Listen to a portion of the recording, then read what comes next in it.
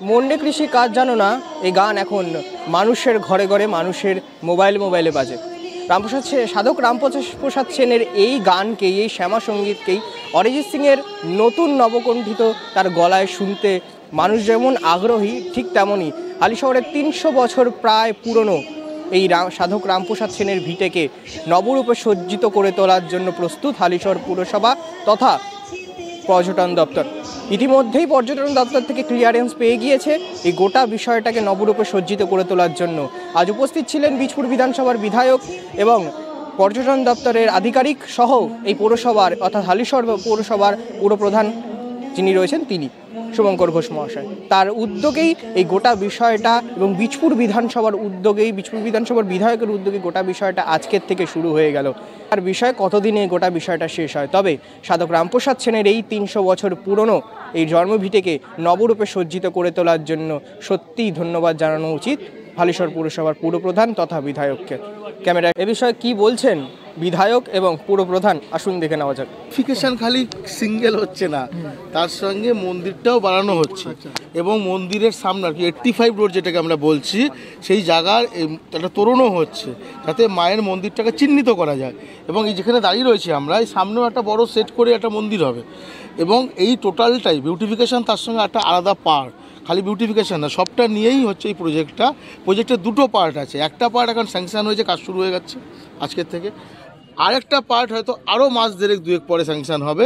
এই কাজ শেষ করতে করতে ওই কাজ আবার শুরু হয়ে যাবে। 7,47 লাখ টাকার প্রজেক্ট আছে।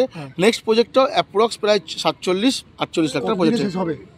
দেখুন, এটা কাজ করতে করতে ওয়েদার যদি সাথ দেয়, আমরা আশা করতে পারি 4-5 মাস লাগতে পারে প্রথম প্রজেক্টটা।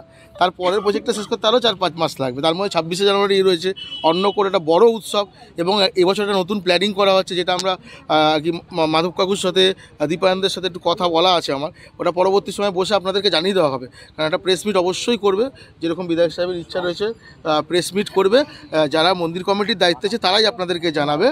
এবার অন্নকূটটা অন্য সিস্টেমের মধ্যে গিয়ে করা হচ্ছে, নিয়ম যা আছে তাই থাকবে, কিন্তু সিস্টেমটা একটু চেঞ্জ করা হবে। সেটা অলরেডি একটা ভালো কথা হয়েছে। পরে আরও 3 দিন কি 4 দিন পরে অবশ্যই মন্দির কমিটি আপনাদের ডেকে জানিয়ে দেবে, যাতে পুরো শহর জুড়ে একটা ভাইব্রেশন হয়, তার একটা ব্যবস্থা করা হচ্ছে।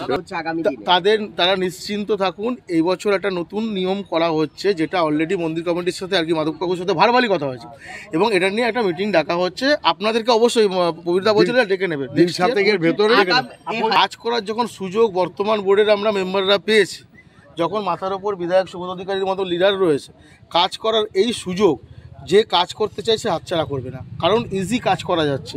সেই জায়গায় দাঁড়িয়ে মানুষ আজ আছে কাল নেই, কিংবা পোস্ট আজ আছে কাল নেই, কিন্তু এমন কিছু কাজ করে রাখা উচিত যেটা ভবিষ্যতে মনে থাকবে। বর্তমান বোর্ড সেই কাজটাই করছে।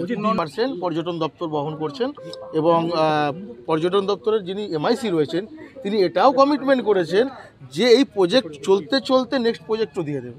আমার মনে হয় এবার আস্তে আস্তে পর্যটনে হালিশহর 100% ফুল আগে একটা গোল বৃত্ত কমপ্লিট করার জন্য তো শেষ অবধি প্রয়োজন হয়।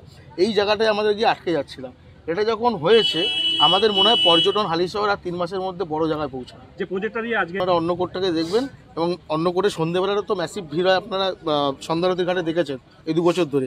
আমার মনে হয় প্রতি বছরই ভিড় হয় অন্নকূট, এবং 1 জানুয়ারি, 1 বৈশাখ, যেগুলোতে মানুষ বেশি আসে, কিন্তু আমার মনে হয় প্রতি বছরের তুলনায় এবছর অন্নকূটে বেশি ভিড় হয়।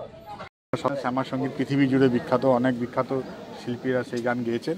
সেই জায়গায় দাঁড়িয়ে তার 300 বছরের পুরনো আমাদের যে হেরিটেজ, হালিশহরের পর্যটনের প্রচেষ্টা, যে আমরা হেরিটেজ করার যে আমাদের পর্যটনের যে প্রকল্প চলেছে, যেন হালিশহরকে সারা বাংলার মানুষ, সারা ভারতবর্ষের মানুষ, সারা পৃথিবীর মানুষ যেন জানতে পারে, তার এক অধ্যায় আজকে শুভ সূচনা হয়ে গেল। বেশি দিন সময় লাগবে না, আমার মনে হয় খুব সম্ভবত 5-6 মাস 7 মাসের মধ্যে কাজটা কমপ্লিট হবে। আর তারপরে বিউটিফিকেশনের কাজ আর একটা স্যাংশন হয়ে এসছে, বিউটিফিকেশনটা তারপরে কাজটা চালু হবে। সকলকেই প্রথমে তো আমি এই অঞ্চলের সুধী নাগরিকবৃন্দকে আমি প্রথমে অভিনন্দন ধন্যবাদ জানাবো। তারা ভরসা রেখেছে মমতা বন্দ্যোপাধ্যায়, তারা আশীর্বাদ আমাদের করেছে বলে আজকে আমরা এইসব কাজগুলো করতে পারছি। ক্যামেরায় সোহান দাসের সঙ্গে অর্ঘ্য চক্রবর্তী, হালিশহর, কাঁচরাপাড়া বাস।